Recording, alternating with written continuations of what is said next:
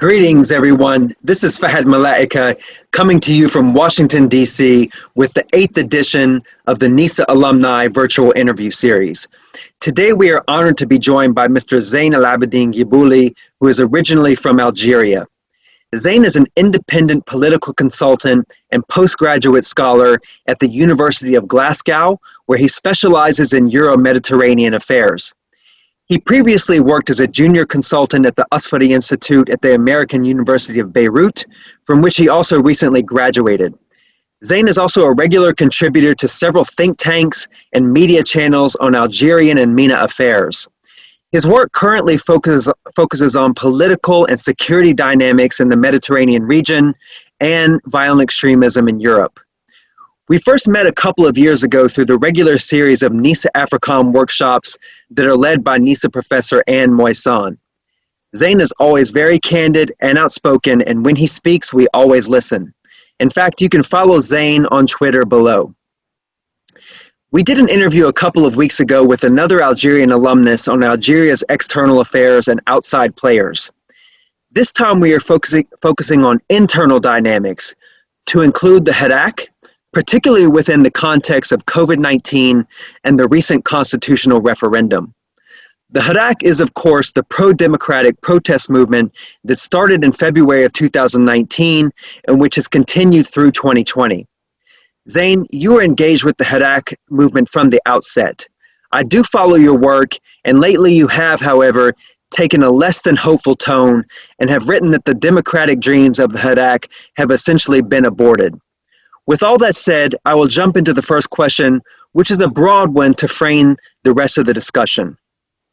So perhaps going back to even the start of the pandemic up until now, can you tell us how the COVID-19 situation in Algeria has impacted both the economy and the Hirak, both of which are intertwined, at least to an extent? Over to you. Thank you also to NESA for this much valued invitation, and I hope everybody's doing well during these extraordinary circumstances. So basically, when we talk about Algeria, Algeria is not very well known in the world. It's a very unique, complex, confusing country most of the times, especially since February 2019. The COVID crisis came as an additional problem, as an additional issue, as an additional challenge to the recently established administration of the Algerian President Abdelmajid Tebboune, and also to the Hirak movement, the protest movement that's been ongoing since February 2019. So I'll start with the economy. The impact of the COVID-19 crisis has been significant, and in numbers only, I think recently the Algerian parliament passed the 2021 budget bill with a 13.57% deficit to GDP rate, which has been a record since Algeria's independence. It also was up from 10.4% last year. The economy is expected to shrink by most estimates by 4.6% in 2020. Although the IMF, the statistics have shown much worse projection of shrink by negative, or basically shrink by 5.5%. In my opinion, considering that most of Algeria's economy is informal and unofficial, there is really no way to really measure the real impact. However, when I talk to friends, when I read reports, or even going through governmental statements as well, the COVID crisis has just continued in speeding up the collapse that was bound to happen at a certain point for political and economic reasons. We're a country that is massively and heavily dependent on the oil and gas industry, and we all know during the COVID crisis the oil and gas prices, or actually the oil prices, went down. It was a collapse of the oil prices. So I think we're just paying the price, or Algeria is paying the price of not reforming its economy and not diversifying its economy after the 1986 to 88 global oil crisis, which actually brought back then also the protest in 1988 and then the civil war in the 1990s. On the Hirak itself, I think the COVID has had a pretty negative impact as well. First, you had the repressive policies of the government. You had multiple arrests of journalists, of activists, of civil society actors. And then you also had the ideological cleavages. It seems that Algerians are not over with the 90s period. We saw the same secular versus conservative Islamist division that my generation is not concerned with, but unfortunately we were forced to get into that discussion. And third, I guess the period of no protests was a sign for many that the Hirak is politically limited, and it may not be able to come back in its rather obscure form of all out. When the protest halted, basically, I wrote an article saying that the repression will strengthen the movement. It did strengthen the willingness to change the system. However, it did not change much with the possibility of having a consensus among the Hirak activists.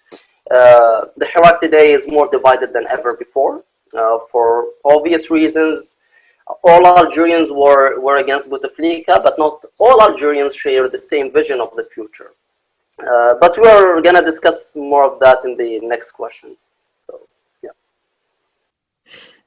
Thank you, Zane. So please let me know if I'm mistaken in saying this, but I've heard you argue that the recent November 2020 constitutional referendum wasn't very consequential because constitutions per se don't really matter in Algeria, while what really matters is their implementation. I think we all saw that voter turnout was extremely low, with only around 23% of eligible voters participating in the referendum.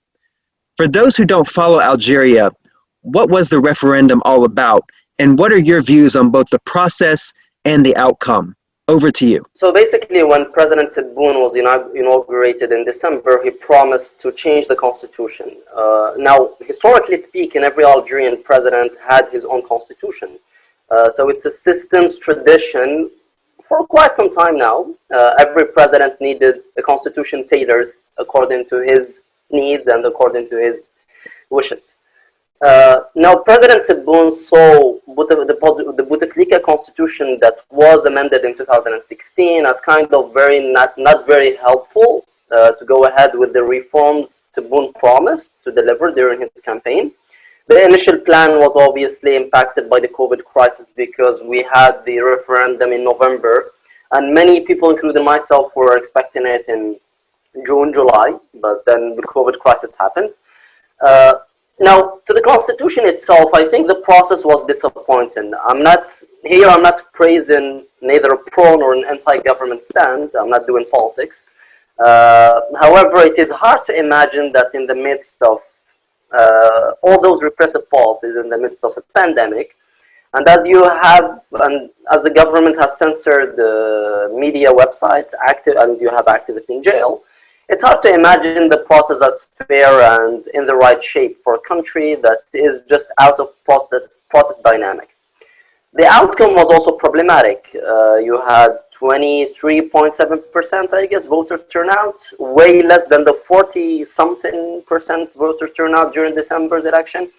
It was not unexpected, but also announcing the real results as they are, I think there was, maybe they tried to bring it up a bit, but though it's understandable in the context of Algeria today. However, announcing the results, the low results as they are, was sort of unexpected for many. I think Tebboune's political future was impacted by the results of this referendum. I think it was a referendum not pro or against the new constitution itself, but it was made pro or against the current administration.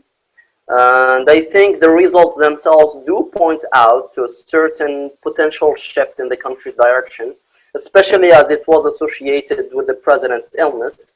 And here it's quite ironic that the president spent around 6 months promising a new constitution, yet unfortunately he wasn't there during the constitution itself. And he's not in Algeria at the moment, he's in Germany to receive treatment. I wish him a quick recovery anyhow. But I think the whole dynamic changed in Algeria with the constitution and also with the illness of the president. Thank you, Zane. So, in hindsight, should the Hirak have pushed its supporters to use the vote to highlight their objectives and opposition? Was boycotting the referendum short-sighted, and did it undermine Hirak's momentum? Over to you. The referendum was a fait accompli since day one. Algerian authorities generally, and here again, I'm just stating history, Algerian authorities don't organize a vote, they're gonna lose.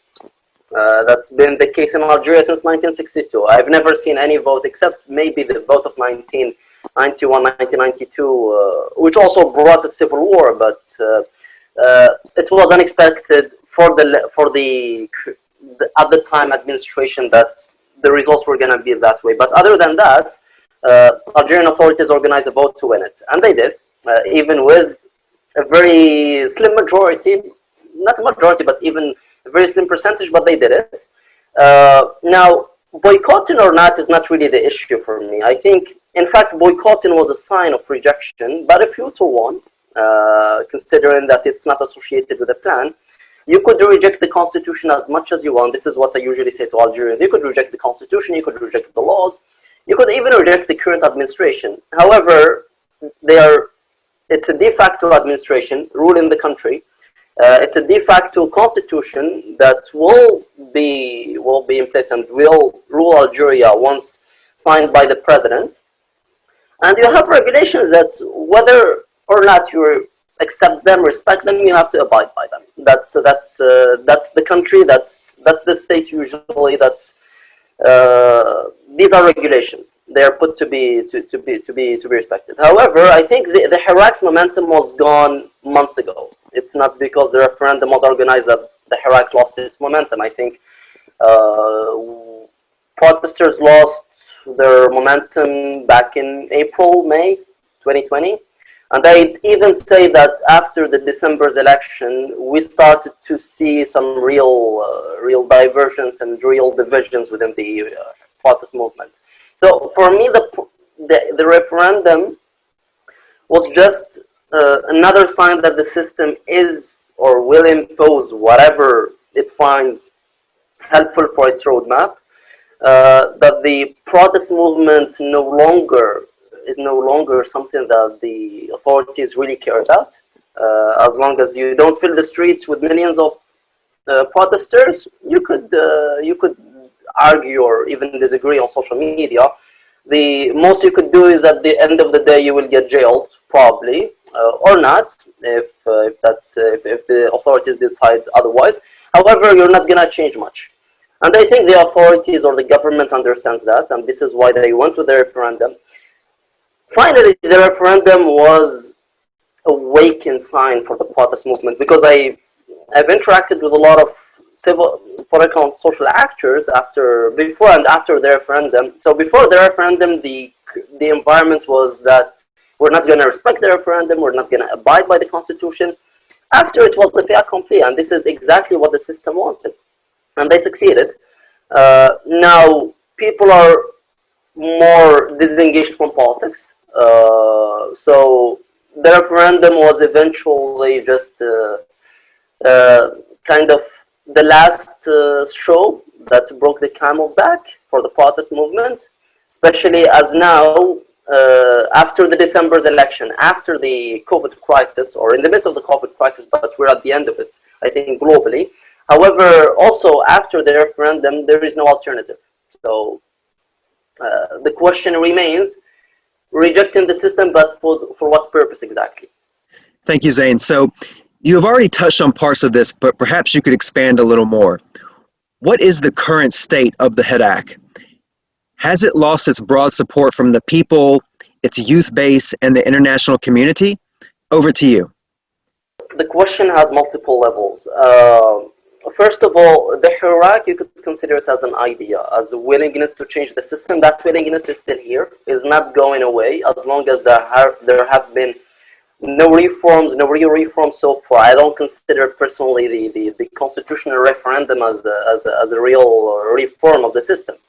And I think the opacity and the ambiguity of the Algerian political scene today shows that nothing has really changed. Where the country, most of Algerians think the country is back to the Bouteflika days when they had an ill president way out of the country, and there is there is a famous question going on right now in Algeria: who rules the country? So we're back to the Bouteflika days. Now, the Hirak, I think, since day one, it was.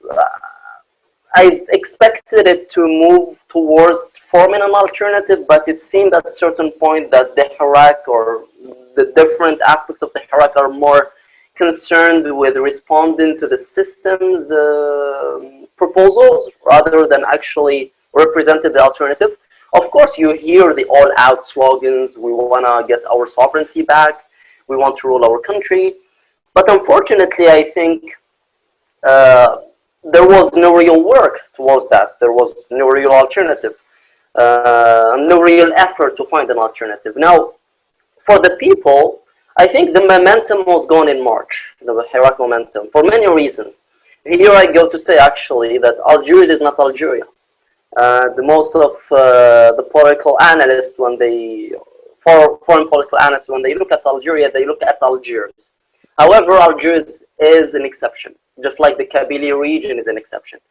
Activism isn't decentralized in Algiers and the Kabylie region, and it has transcended to other regions, in fact, during the protest movement, but it is practically kind of gone today in rural and disadvantaged Algeria.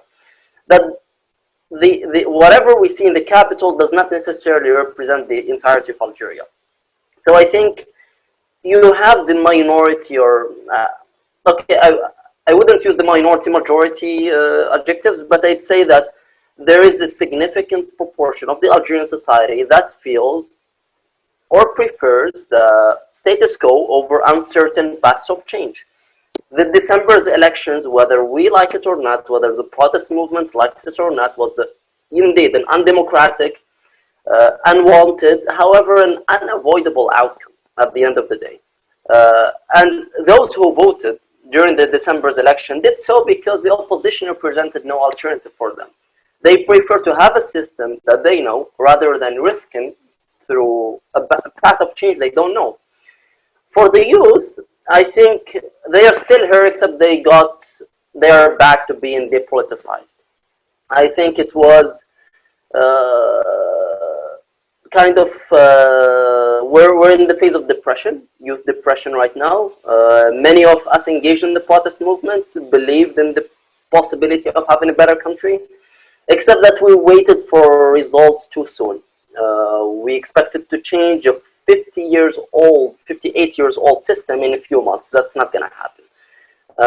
However, on a more positive note, the youth are more focused today on economic issues, with using startups, for example. So I've seen a lot of young students, university students, setting Facebook pages, YouTube channels to talk about economic issues, to talk about how to start a startup, to talk about economic opportunities, how to help the country, how to avoid the collapse of the economy. And that's good. I think before the protest movement, there wasn't really this willingness to engage as much as there is today. Of course, politically speaking, they still feel marginalized. And that's understandable. I think most of Algerians feel marginalized. However, the process is a long path, or change is a long path, is a long process that we're not going to reach whatever we hoped for back in February 2019 today. It's going to take a few years. Now, the international community itself, I think, is still here as well, but it does not see any alternative. Many people say that the international community, starting with France, going to the US, especially with the visit of former Secretary of Defense Marc Esper to Algiers, that the international community normalized relations with the Algerian system. First, I don't use the normalization term. We are not in colonialism for any country to normalize relations with us. It's a country, Algeria is a country, is a state, it has institutions, vulnerable or not, they are there. However, I think most Algerians, when they talk about the international community, They forget one simple fact. Okay, tomorrow the international community says we're gonna defend democracy in Algeria, we're gonna bring down the system. Similar to 2003 events in Iraq, or even the 2011 and the intervention in Libya. However, the question remains, and I think the international community learned from the first wave of the Arab protests. After the fall of the system, who will rule? Because at the end of the day, the system could tomorrow say, okay, I'm done with it, I'll give you the keys, but to whom will the system give the keys? And I think the international community has that rhetoric, which is understandable, which is, I agree with it personally. I think in a country like Algeria, you have geopolitical tensions, you have an economic situation that is deteriorating on a very rapid scale, and you have a contentious society, a divided society. You have the heritage of 20 years of the Bouteflika rule plus the 58 years overall of the system. It's very risky to just bring down the system without an alternative. And I think many political and social actors who were engaged in the Hirak are starting to understand that. Now, and I'll finish with this, the current state of the Hirak movement, I think we're seeing the transformation of the Hirak from only protests, only, let me use the term, screaming and yelling in the streets against the system, to a more organized, to a more pragmatic, to a clearer set of political and social actors. Thank you. So I have to ask this next question, which you have probably heard from other Western colleagues and analysts. What or who might replace the Hirak? Could a more extremist youth movement, or perhaps even an Islamist group, fill its vacuum? Could the Hirak transform itself, abandon a nonviolent approach, and take on violent tactics? Over to you. You know, this question has come up a lot from Western colleagues, by the way. However, it's a very legitimate question. I think we're witnessing a change in society. Algeria has been closed on itself for such a long time, since its independence, that the protest movement, to the point the protest movement just gave us an opportunity to know each other. Algeria is not a homogeneous society, is not a homogeneous country, is not a unique type of, or one single mentality. Algeria is diverse, Algeria is rich by its history. You start with the Arabs, you go to the Berbers with their different groups. You also have the linguistic diversity, and I think certainly there is a risk of violence in Algeria. There is a risk of emerging conservative pan-Arabist waves that were at the point of starting a civil war back in September up to December 2019. When we've seen a lot of discrimination against the Berbers. They were called names, they were treated as traitors, lovers of France, as they used to say. So I think there's certainly that aspect. However, the society in its process of change is allowing Algerians to discover that there is another path. That the society, as much as it is conservative, conservatism must not necessarily lead to violence. You could be conservative and you could be peaceful. You could be, however, secular and you could be violent. The political ideology, I think, in Algeria, historically speaking, it has been the conservatives who were more engaged in violence. But I think everybody is prone to violence at a certain point, especially with the current economic situation. However, I think we should give the society time to discover itself. Multiple groups are emerging with different ideologies, from the liberal to the conservative, passing by the traditional nationalist. There is a potential for something good, just as much as there is a possibility of something bad going on. You never know in countries like Algeria, because it is very confusing, it is very diverse, and it is very difficult, to put one label, to label everybody in one group. If Algerians, I think, reach a political settlement within the next 2 years, we should be fine, the country should be fine. I think the two priorities right now are the political settlements and the economic empowerment. For both, you need the youth. Otherwise, I think the economic crisis will eventually push people, especially the young people, to radicalization. And we've seen that in different contexts in different countries. Now, I think that Hirak already is transforming itself. I think there is evidently a possibility of an extremist group. But I think we should allow the youth a possibility to discover their country again and to engage with their country's issues. And I think also, if we put faith in these youth who, for an entire year of protest, despite repression, despite oppression, despite everything, despite the divisive rhetoric of then the army chief of staff, they remained peaceful. Not a single window was broken, not a single egg was broken during the protests. I think they've proved they are peaceful, even if the circumstances allowed it at the time, the socioeconomic circumstances. But I think we need to invest more to prevent radicalization rather than see it as an inevitable outcome. It is not an inevitable outcome. As part of the youth, I'd say, and I'd finish with this, I'd say that youth could be the base of a future that is prosperous, that is good for the country, as much as they could be the fuel of another conflict.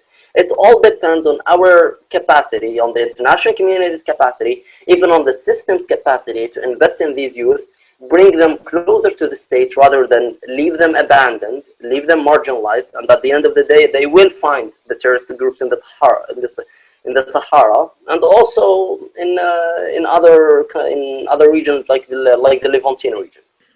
Thank you, Zane. So I based this next question off a recent article that you wrote.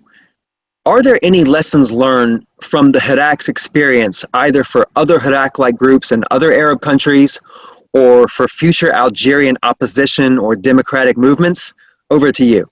I've witnessed two revolutions in the past 2 years. I've witnessed the Algerian revolution from abroad, but I've also witnessed the Lebanese revolution and also the Lebanese collapse at a certain point.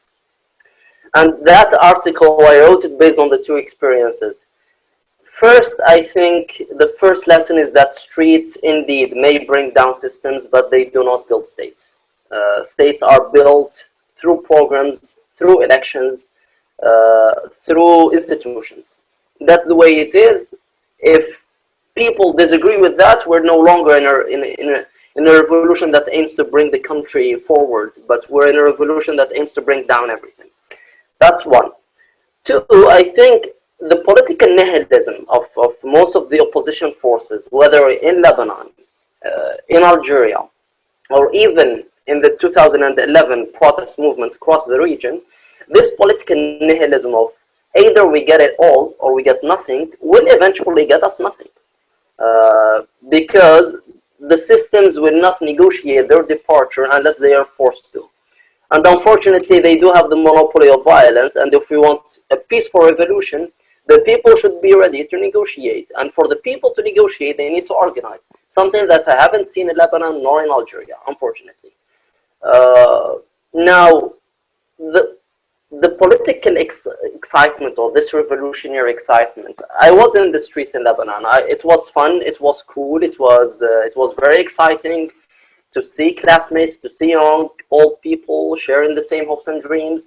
But at the end of the day, the revolutionary slogans are good for the streets, not really good for the political discussions, unfortunately. You need programs, you need pragmatic tools of change that I think the people of this region did not acquire for multiple reasons, from the authoritarianism of the region's systems up to our own incapacity to move beyond the traditional networks of the systems and to basically build and create our own networks. Now, I think the region will probably witness another wave of change because the same socioeconomic political grievances are still here, and as long as you still have the same grievances, it leads to the same issues. And I think the 2019 revolutionary waves were the proof of that, because back in 2011, nobody thought the region would rise up again after all the disasters, whether in Yemen, in Syria, or in other parts of the region. However, I think For the future protests, we need to understand and we need to keep in mind what we learned from today. As a young person, and maybe this is some sort of self-criticism, when I engaged in the protest in Algeria or in Lebanon, in my mind, the system was going down in a month.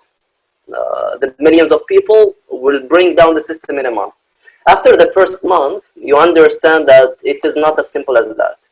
And unfortunately, many people were stuck in that revolutionary excitement. They didn't think about the day after. For me, and I say it bluntly, you know, I'm very candid and honest in my opinions. Maintaining the systems of the region for now is better than just jumping into an unknown path of change. We tried to do that in Algeria. They've tried to do that in Lebanon before. It usually ends up with conflicts because democracy is learned, is acquired, not inherited. The democratic aspirations of the people are great, but at a certain point, if not associated with a plan, they could go bad.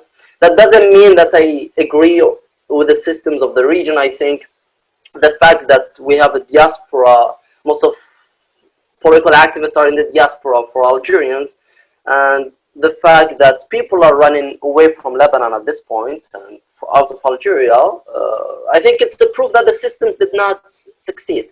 However, and I'll finish with this, the systems not succeeding does not necessarily mean the opposition will succeed. And the systems being bad does not necessarily mean the opposition will be better. And I think unless we reconcile with ourselves as citizens, we start to be active citizens through the institutions themselves. We have institutions, whether vulnerable or not, bad or not, illegitimate, not illegitimate, but corrupt or not, they are there. They are the legitimate institutions of the state. We need to reform them. We need to believe in our capacity to do that. And I think this is the most important lesson.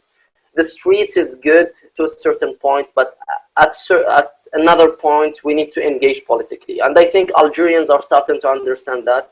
Lebanese perhaps are starting to understand that. Other countries in the region understood that.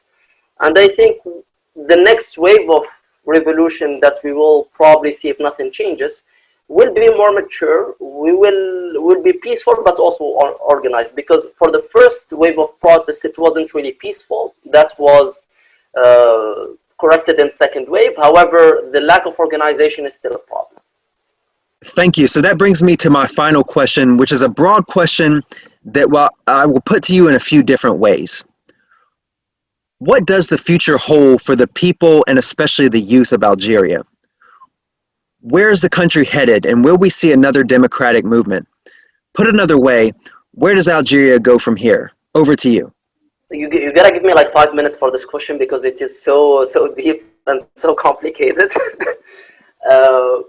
Well, first I think Algeria is going through a tough path, is going through a transformative experience, and I think I never compare whatever happened in 2019. Some people compare it to 1988. I only compare it in the sense that the democratic process was aborted, just like the 1988 process was aborted. However, the 2019 protest movement, despite it being unorganized, didn't lead to much, I think it transformed the society on a deeper level. There is an increasing sense of citizenship in Algeria. There is an increasing number of initiatives, economic, cultural, political, by some of the opposition. But most of the youth are also engaged economically now, engaged culturally, engaged intellectually, engaged in civil society, despite the repression. So I think we have a good starting point. That's for sure. However, now going to the more negative thoughts, unfortunately, I think we still haven't reached the point of being truly citizens. We're still discovering our country and the meaning of our citizenship. There are still a lot of issues in Algeria. There is still a lot of increase in violence, not for political reasons, but social violence. The socioeconomic grievances are increasing. And I think eventually we have two options.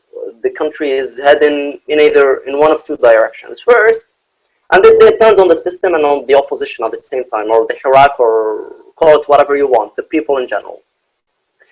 The most optimistic projection of Algeria would be that the system first would understand the policy of repression does not work, that we need to opt for a different direction.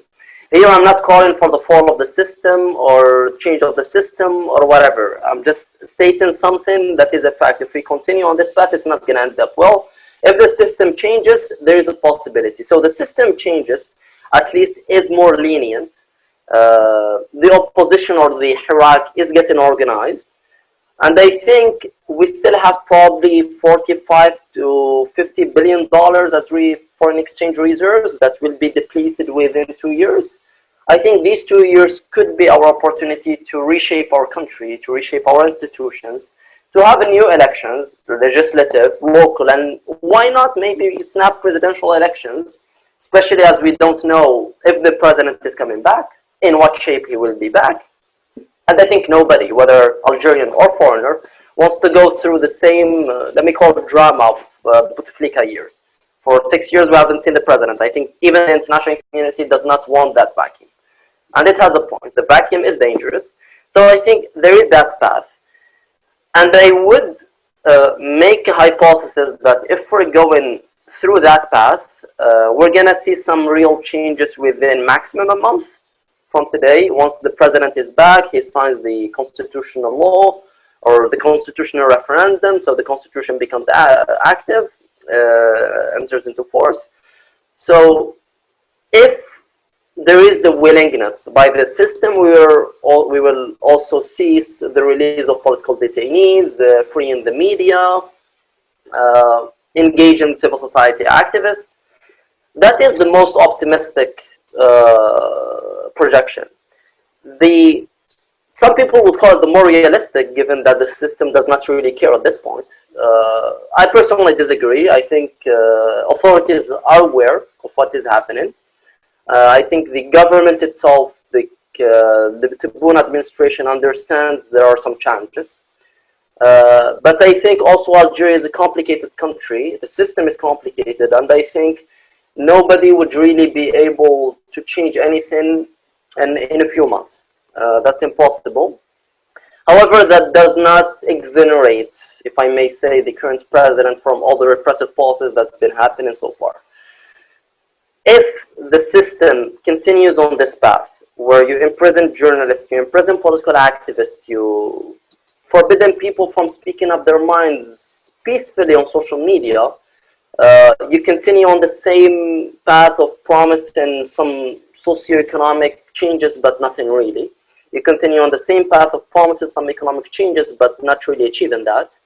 I think eventually we will go into a more violent protest movement, not for political or ideological reasons, but merely because people will be hungry. And the hunger revolution, which I talked about like 6 months ago, is still a possibility in Algeria. However, to conclude, I think there is a window of opportunity here. I think, politically speaking, the president is vulnerable. Politically speaking, the administration is also vulnerable. Politically speaking, the system is still trying to find its equilibrium. Politically speaking and socially speaking, the protest movement transformed the society. I think it is time to bring the country together, to agree on a path, to agree on a roadmap, to agree on what could be done. From one side, the system should limit its repressive policies, should engage more with the citizens. From the other side, the opposition should not expect that the system will just leave like that. It will require time. I think both parties need to concede at a certain point. My fear is that too much radicalization in our political stance, whether from the system mainly or from the opposition, will just make the situation more contentious, will just bring us to a very difficult situation. But I am hopeful, I think, and I will finish by this. My generation has not been impacted by the 1990s war. I think my generation is dreaming of a better country, and I think most of us are peaceful, most of us are engaged, most of us have ideas.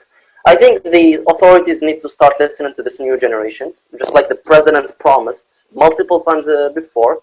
And I think even the opposition needs to start giving some opportunities to the new generation. Personally, I am done with the old figures of the opposition.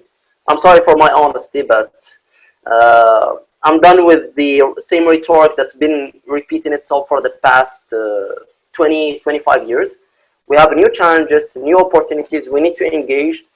And Algeria has one source of wealth besides the natural resources. I think the youth are the base for any possible change. And hopefully it will end without some bloody conflict again, hopefully. Zine, thank you so much for taking the time to join us and for providing us all your usual candid insights. I know that our alumni and stakeholders will not only find this of great value, but they will truly enjoy listening to your views. You are always so reliable, and know that we are very proud to count you in as alumnus, and we hope to be able to call upon you again in the future. Oh, Anne says hello. And to everyone watching from home, take care and see you next time. Goodbye.